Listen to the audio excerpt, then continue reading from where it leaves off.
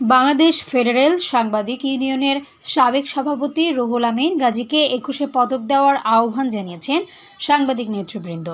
তারা বলেন, তার রাষ্ট্রীয় স্বীকৃতি দেওয়া দরকার। আজকের এই সরকার তার মতো মানুষের বিপ্লবিক সংগ্রামের ফসল।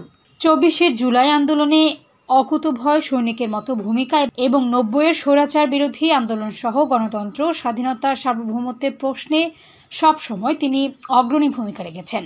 বাংলাদেশ ফেডারেল সাংবাদিক ইউনিয়নের সাবেক সভাপতি রুহুল আমিন গাজীর প্রথম মৃত্যুবার্ষিকী উপলক্ষে আলোচনা সভায় বক্তারা এসব কথা বলেন। বুধবার ২৪ সেপ্টেম্বর দুপুরে জাতীয় প্রেসক্লাবের আব্দুস সালাম হলে বিএফইউজে এবং ডিইউজের যৌথ উদ্যোগে আলোচনা সভা অনুষ্ঠিত হয়। অনুষ্ঠানে সভাপতিত্ব করেন ডিইউজে সভাপতি শহীদুল ইসলাম।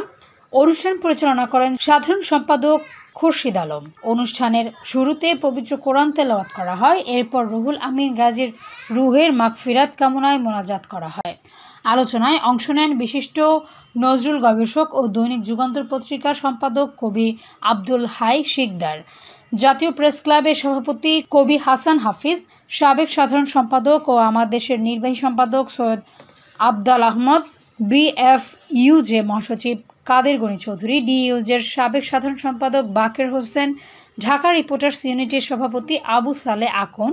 আলোচনার অন্যান্যদের মধ্যে অংশ নেন ঢাকা রিপোর্টার্স ইউনিটির সাবেক সভাপতি ইলিয়াস হোসেন, মুরসালিন নোমানী, ডিইউজের সিনিয়র সহসভাপতি রফিক মোহাম্মদ, বিএফইউজের যুগ্ম মহাসচিব খায়রুল বাশার, দপ্তর সম্পাদক আবু বকর, কার্যনির্বাহী কমিটির সদস্য মোদাব্বের হোসেন, ডিইউজের যুগ্ম সাধারণ সম্পাদক দিদারুল আলম, ফটো জার্নালিস্ট অ্যাসোসিয়েশনের সভাপতি মোহাম্মদ মহসিন, উইমেন জার্নালিস্ট ফোরামের সাধারণ সম্পাদক লাবিন রহমান, জাতীয় প্রেস ক্লাবের ব্যবস্থাপনা কমিটির সদস্য শাহনাজ পলি, সিনিয়র সাংবাদিক হারুন জামিল, মুন্সিগঞ্জ জেলা সাংবাদিক ইউনিয়নের সভাপতি বিপ্লব হাসান।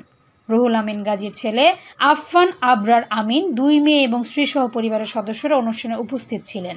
আফফান আবরার আমিন তার পিতার কথা স্মরণ করে আবেগঘন বক্তব্য দেন। আজকে আমি এর আগে বহুবার বাবার পক্ষে ক্ষমা চাইছি, কিন্তু আজকে আমার মনে হয় যে আমি সবার পক্ষ থেকে বাবার কাছে ক্ষমা চাই যে বাবা আমাদেরকে ক্ষমা করে দিও, যে আমরা তোমার প্রতি জাস্টিস করতে পারিনি। আমার মনে হয় যে আমরা প্রত্যেকে যদি অন্তত একবার তার জন্য দোয়া করি, হয়তো তিনি যেভাবে আছেন আমার বিশ্বাস খুবই ভালো আছেন, আমার বিশ্বাস তিনি জান্নাতুল ফেরদৌসবাসী হবেন। কাদের গনি চৌধুরী বলেন, রুহুল আমিন গাজী একজন সাহসী সাংবাদিক নেতা না, তিনি ছিলেন আপোষহীন। ফ্যাসিস্ট সরকার তাকে ১৭ মাস বেআইনিভাবে কারাগারে বন্দী রাখেন। তিনি বলেন, রুহুল আমিন গাজী ভাই ছিলেন একজন ইউনিয়নবাদী লোক।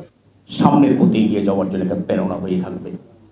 আমরা আমাদের এই প্রাণপ্রিয় নেতা ঈদের তার মাগফিরাত কামনা করছি এবং মহান রব্বুল আলামিনের কাছে আজকের এই দিনে আমরা তার বক্তব্য অনুরক্তরা, তার অনুসারীরা, তার সহকর্মীরা, তার পরিবারের সদস্যরা যারা আছেন সবার পক্ষ থেকে আল্লাহ রব্বুল আলামিনের কাছে আমাদের প্রার্থনা, আল্লাহ যেন ওনাকে বেহেশতের মেহমান হিসেবে কবুল করেন। আমিন।